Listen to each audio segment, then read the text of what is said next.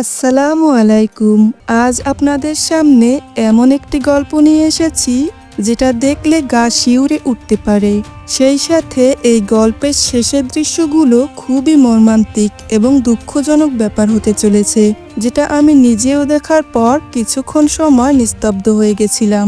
যেখানে একটি পরিবারের উপর এক ভয়ঙ্কর পিশাচের নজর পড়ে যায়, আর এই ভয়ানক কালো জাদুর প্রভাবে এমন অনেক পরিবারের জীবন একেবারে নিঃশেষ করে দেয়। কিন্তু যদি এই প্রভাব থেকে যায় দীর্ঘ বছর ধরে, আর শত লোকের চোখের আড়ালে কাউকে বুঝতে না দিয়ে মানুষের সাথেই বসবাস করে যাচ্ছে, আর এই সুযোগে শয়তানের পূজারীরা প্রতিনিয়ত চালিয়ে যাচ্ছে তাদের এক ভয়ঙ্কর কিছু শাস্ত্রীয় আচার অনুষ্ঠান।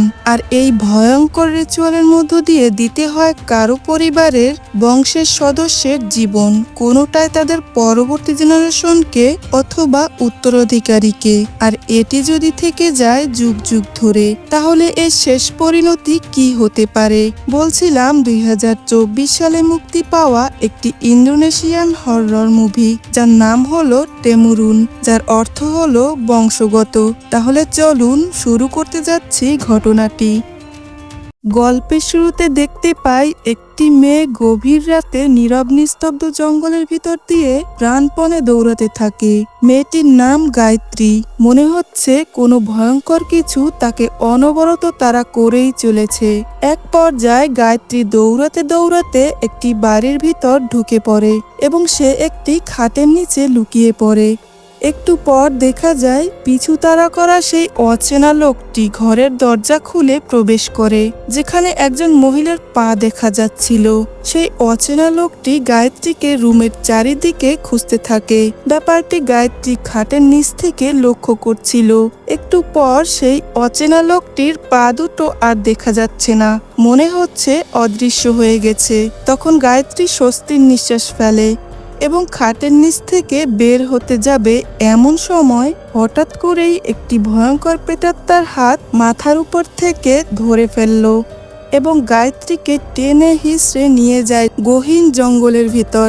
এবং আমরা গায়ত্রীর সাথে ঘটে যাওয়া ঘটনার বহু বছর পরের দৃশ্য দেখতে পাই, যেখানে একজন নামকরা ধনী ব্যক্তি, যার নাম আগুন, যিনি দাবা খেলার সাথে সাথে তার এক কর্মচারীর সাথে কোম্পানির উন্নতির বিষয় নিয়ে আলোচনা করছিল।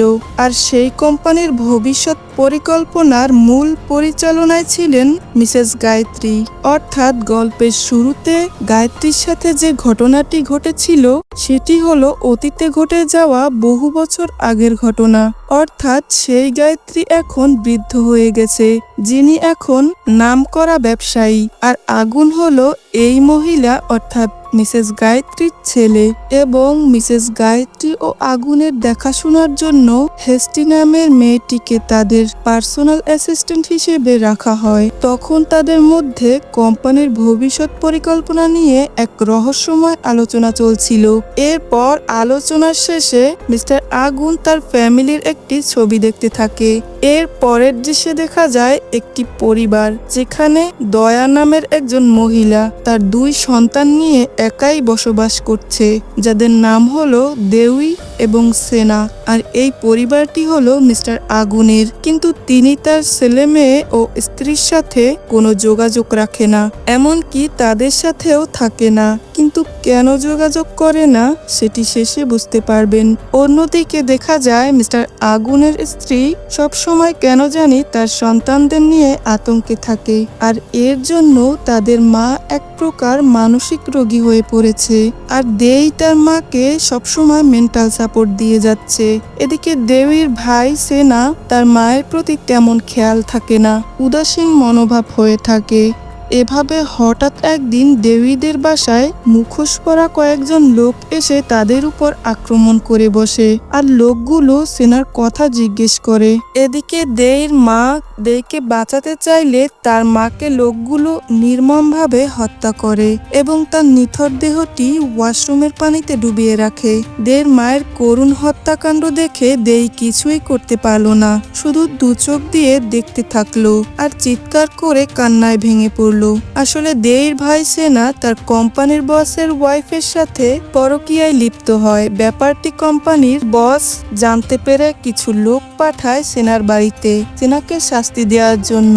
বাড়িতে সেনাকে না পেয়ে তার মা বোনকেই অত্যাচার করে। তারপর মুখোশধারী লোকগুলো চলে যায়। অন্যদিকে সেই খবর দেইদের বাবা জানতে পারে যে তার ওয়াইফ মার্ডার হয়েছে।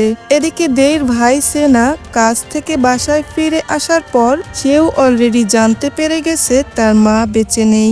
দেই তখন তার ভাইয়ের সাথে তর্কে জড়ায় আর কান্না করতে করতে সম্পূর্ণ দোষ তার ভাইকে দেয়, কারণ আজ তাদের মাকে হারাতে হয়েছে তার ভাইয়ের কৃতকর্মের ফলে।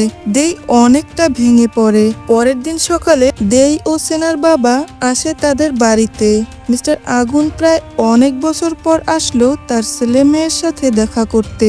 যেহেতু তাদের মা বেঁচে নেই, তারা একা হয়ে গেছে, তাই মিস্টার আগুন সেনা ও দেইকে তার সাথে নিয়ে যেতে চায় এবং তাদের দায়িত্ব নিতে চায়। কিন্তু দেই রেগে যায়, মিস্টার আগুনের সাথে যেতে নারাজ হয়, কারণ এত বছর তাদের কাছ থেকে দূরে ছিল, কোনো খোঁজ রাখেনি। তারা চাইলে বাকি জীবন একাই থাকতে পারবে। দেইর কথা শুনে মিস্টার আগুন নিজেকে অপরাধী ভাবে আর কিছুটা অনুশোচনা বোধ করে। সেদিনের মতো মিস্টার আগুন সেখান থেকে চলে যায়। সেই দিন রাতে দেই ঘুমের মধ্যে তার মায়ের ভয়ানক চেহারা দেখতে পেয়ে ভীষণ ভয় পেয়ে যায়। তাই তার ভাই এসে তাকে বুঝায় যে এখানে থাকলে সে অসুস্থ হয়ে পড়বে। যেহেতু মা এখন বেঁচে নেই, তাই তাদের বাবার সাথেই থাকা উচিত। এই মধ্যবিত্ত জীবন ছেড়ে হয়তো বাবার কাছেই ভালো থাকবো। তাই পরের দিন সকালে তাদের বাবা আবারও তাদের নিতে আসে। এরপর সেনা ও দেই গাড়িতে করে রওনা হয় তাদের বাবার সাথে। তারপর গাড়িটি এসে থামে একটি বাড়ির সামনে, যেখানে তারা বুঝতে পারে তাদের বাবা একজন ধনী ব্যক্তি আর এই রাজপ্রাসাদটি তার বাবারই। তারপর মিস্টার আগুন হেস্টি নামের একজন অ্যাসিস্ট্যান্টের সাথে তাদের পরিচয় করিয়ে দেয় এবং তারা বাড়ির ভিতর প্রবেশ করতেই দেখা হয় গায়ত্রীর সাথে। তখন গায়ত্রী তার পরিচয় জানায় সে তাদের দাদি হয়। যেহেতু দেই ও সেনা তাদের বংশের প্রদীপ, তাই তাদের দাদি দেই এবং সেনাকে তাদের বংশের উত্তরাধিকারী বানানোর প্রলোভন দেখায়। এই অঢেল সম্পত্তির মালিক বানানোর কথা বলে আর দেইর মাথায় হাত বুলিয়ে আদর করে। এরপর তারা সবাই একসাথে ডিনার করতে বসে। তখন দেইদের দাদি জানতে চায় এখানে আসার আগে তারা দুজন কি কাজ করত।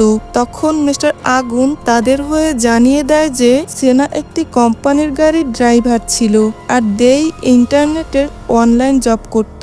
এরপর দেইর দাদি অর্থাৎ গায়ত্রী দেইকে জানায় যে বংশ পরম্পরায় যুগ যুগ ধরে এই বংশের ব্যবসা বাণিজ্য, ধন সম্পদ, এমনকি এই বিশাল সাম্রাজ্য এই বংশের মেয়েরা পরিচালনা করে থাকে। আর যেহেতু তুমি এই বংশের উত্তরাধিকারী, তাই তোমাকে আস্তে আস্তে এই দায়িত্ব বুঝে নিতে হবে। মিসেস গায়ত্রী আরো বলে সে এখন বৃদ্ধ হয়ে গেছে, তাই তাকে দ্রুত কাজ শুরু করতে হবে। অন্যদিকে সেনা রুমের আশেপাশে ঘুরে দেখছিল আর দেয়ালে থাকা অদ্ভুত ধরনের চিত্র দেখে সেনা কিছুটা অবাক হয়। তখন দেয়ালে থাকা একটি ওয়ালমেটের উপর সেনার চোখ পড়ে। সেখানে দেখা যায় কিছু মানুষের ছবির উপর লাল রঙের ক্রস চিহ্ন, সাথে কিছু প্রাচীন যুগের তন্ত্রমন্ত্র লেখা রয়েছে। কিন্তু আশ্চর্যজনক ব্যাপার হলো সেনা সেখানে তাদের দুই ভাই বোনদের ছবি দেখতে পায় ও সাথে নাম লেখা দেখতে পায় আর ছবির উপর মার্ক করে রাখা হয়েছিল। মনে হচ্ছে এই বাড়িতে তাদের কারো খুব প্রয়োজন। এই সকল রহস্যজনক ব্যাপার নিয়ে সেনা চিন্তায় পড়ে যায়। সেনা তখন ব্যাপারগুলো খোলাসা হওয়ার জন্য সেখানে থাকা একটি রুমের দরজা খুলতে যাবে, এমন সময় সেখানে হেস্টি এসে সেনাকে বাধা দেয়। হেস্টি জানায় এই রুমে কারো প্রবেশ নিষেধ রয়েছে। একথা শুনে সেনা আরো অবাক হয়। সেনা মনে মনে ভাবতে থাকে নিশ্চয়ই তাদের নিয়ে অনেক বড় ধরনের রহস্যজনক পরিকল্পনা চলছে, যেটা গোপন রয়েছে। এদিকে দেই শুয়েছিল, তখন সে তার মাকে অদ্ভুত রূপে দেখতে পায়। এতে দেই অনেক ভয় পেয়ে নিজেকে কম্বল মুড়ি দিয়ে রাখে। পরদিন সকালে মিসেস গায়ত্রী দেই এবং সেনাকে তাদের কোম্পানির ফার্ম হাউসে নিয়ে যায় এবং ব্যবসা সম্বন্ধে ধারণা দেয়। হঠাৎ দেই সেখানে গরুর মাংস কাটার স্থানে তার মাকে কল্পনা করে বসে। ঠিক এভাবেই দেইর মাকে কুপিয়ে হত্যা করা হয়েছিল। দেই এসব দৃশ্য দেখে বমি করতে করতে বাইরে চলে যায়। যায়। তখন দের দাদি তাকে বুঝায় যে তার মায়ের মৃত্যুটা ছিল একটি অ্যাক্সিডেন্ট। তার স্মৃতি ভুলে গিয়ে ভবিষ্যতের দিকে যেন মনোযোগ দেয়। এদিকে সেনা তার বাবাকে গতকাল রাতের ব্যাপারে জিজ্ঞেস করে, যেটা সে দেখেছিল, কিন্তু সেনার বাবা কোনো উত্তর দেয় না। এমন সময় সেখানে সেনার বাবার একজন ভালো বন্ধু আসে, যে কিনা তার বাবার ব্যবসার কাজে একজন ম্যানেজার হিসেবে দায়িত্ব পালন করে থাকে। তার নাম হলো জাকা। মিস্টার আগুন তার ছেলের সাথে জাকার পরিচয় করিয়ে দেয়। অন্যদিকে মিসেস গায়ত্রী তার নাতি দেইকে মিস্টার জাকার সাথে পরিচয় করিয়ে দেয় এবং দেইকে আইটি ম্যানেজমেন্ট সেক্টরে দায়িত্ব দেয়া হয় এবং জাকাকে দেইর কাজ বুঝিয়ে দিতে বলে। এরপর দেই যখন কিছু ডকুমেন্টস চেক করছিল, তখন তার চোখ স্থির হয়ে পড়ে ডকুমেন্টের লেখার উপর, যেখানে মিসেস গায়ত্রী এই কোম্পানিটি 1935 সাল থেকেই পরিচালনা করে যাচ্ছে। যদি সবই ঠিক থাকে তাহলে তো গায়ত্রীর বয়স 100 বছরের বেশি হওয়ার কথা। তাহলে সে কিভাবে এখনো এত স্ট্রং রয়ে গেছে? তাই দেই এটাকে লেখার ভুল মনে করে, কিন্তু জাকা জানায় ডকুমেন্ট লেখাগুলো ঠিকই আছে। ব্যাপারটা সত্যি যে মিসেস গায়ত্রী 1935 সাল থেকে এখনো পর্যন্ত এই ব্যবসা পরিচালনা করছে, আর এই ব্যাপারটা নিয়ে দেই কিছুটা অবাক হয়ে যায়। অন্যদিকে ফার্ম হাউসের কর্মচারীরা হেস্তিকে জানায় অসুস্থ গরুগুলো সুস্থ হয়ে গেছে। তারপর সেদিন রাতে সেনা একটি রুমের দরজার বাইরে থেকে গায়ত্রী ও হেস্তির কিছু রহস্যজনক গোপনীয় কথা শুনতে পায়। তারপর সেখানে কি এমন গোপনীয় কথা হয়েছিল যেটা সেনা জানতে পেরে গেছিল, সেটা জানতে চাইলে চ্যানেলটি সাবস্ক্রাইব করে কমেন্টে মতামত জানাতে ভুলবেন না। দেখা হবে এই গল্পের বাকি অংশের সাথে। ধন্যবাদ।